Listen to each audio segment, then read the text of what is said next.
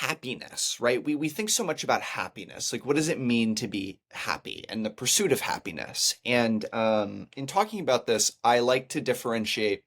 There's happiness and there's meaning slash purpose. And they're two different things, right? One can be happy, like mood. Like I think mood. Like you could be in a happy mood or not a happy mood. You feel kind of energized and alert and smiley and like you're having a good time and there's pleasurable sensations, right? That's happy.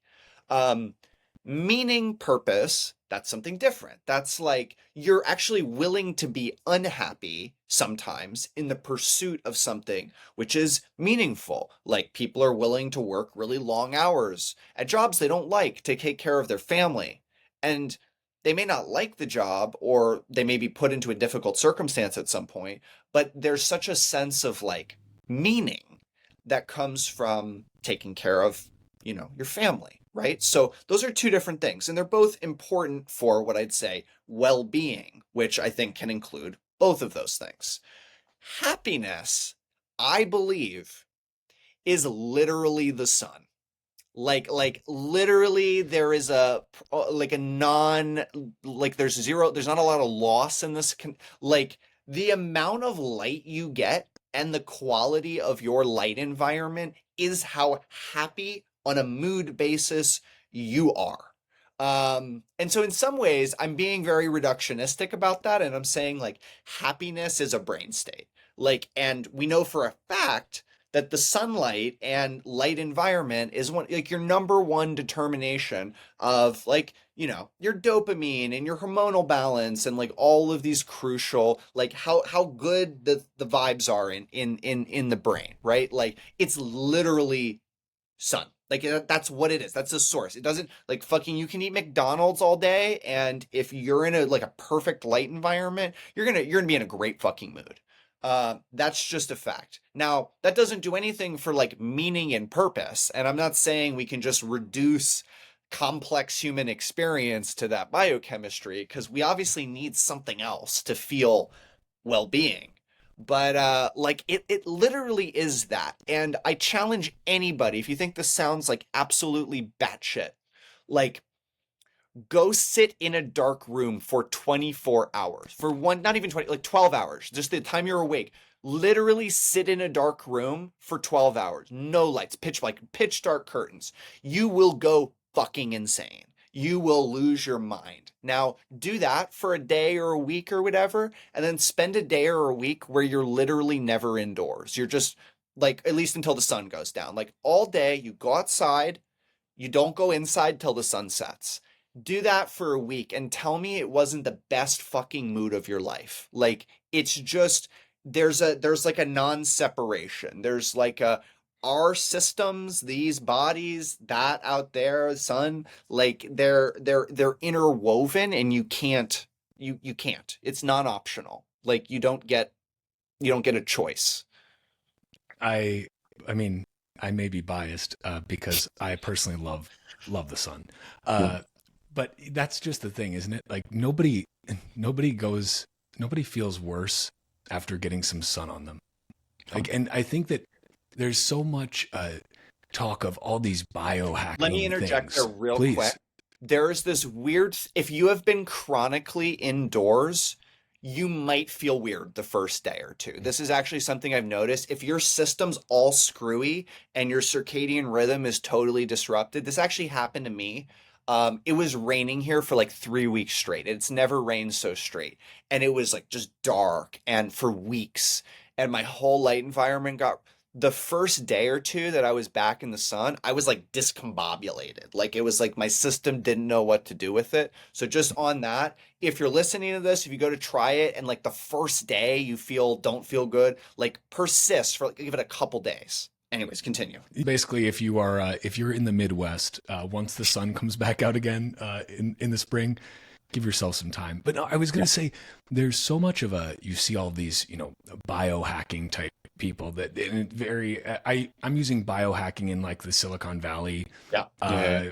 kind of vibe there, where all these different things you can do and to optimize your performance and to be more efficient and productive and to boost up various levels of things. And it's like, yep, okay. Or just go walk in the sun. Yeah. Like we love to complicate things. So not all of us, but it seems that there's a tendency these days, perhaps because life appears so complicated, we think there must be necessarily complex solutions to our Yeah. complex problems. Yeah. But the solutions are often very simple. And it's like, drink a good amount of water, go out, walk around in the sun, walk around barefoot. Yep. It feels great, and you will literally discharge built up static into the ground, and it's wonderful. And also, your feet won't be trapped in shoe prisons that turn them into weird, misshapen blobs of bony flesh at the bottom of your legs. You will feel better. Yeah. And you don't need a guru for that. No. You can just Doesn't cost you anything. No, it's free. Just do it. There's no barrier. It's Yeah. truly great advice, and that's the thing. Most of the best remedies for things are free, Yeah. because they're things that we've been doing for millennia as humans, and they're not things that we just invented. They're things that have been around for many, many, many generations. No one's deficient in Prozac.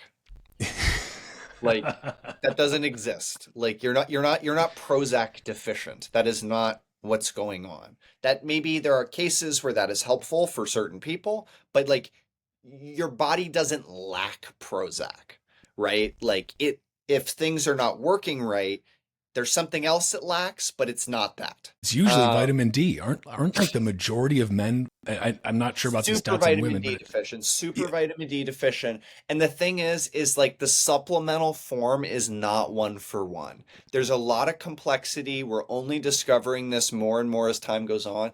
I'm not saying it has no impact. If you live in fucking Norway, I'm not saying stop taking it in the winter or whatever. But like, it's not the same. There's complex processes that happen via the skin. It literally converts your cholesterol into vitamin D. Everyone has high cholesterol, which is, its own kind of rabbit hole. But like, yeah. the sun literally takes your cholesterol and turns it into vitamin D. That doesn't happen when you take the pill. The pill is like one narrow type. There's like 27 different metabolites and different types. There's a whole process. It works differently. And there's a ton of studies that have shown that, like, things that vitamin D improves, it improves when you get it via the skin, and it doesn't improve it when they supplement it. It like some of the stuff it does, some of the stuff it doesn't, but it's clear that it is not a one-for-one substitution. But it's also the sun is so much more than vitamin D, and sun via the eyes is actually, I think, the more critical part. There's so you have like UVB, which does ultraviolet B, that does the vitamin D, right? Then you have UVA, which when it hits the body, it nitric oxide release. It lowers blood pressure, it lets your blood go easier. There's infrared radiation that when it hits the body, it actually produces intracellular melatonin. And this is literally the most powerful antioxidant. Like blueberries ain't shit compared to this. Like it is mitochondrial, which is your basic energy system. It helps your mitochondria function so much better, right? So just getting that infrared, and that's why people do like red light therapy now, the infrared panels, infrared saunas, right? That's some of that. You're getting that from the sun.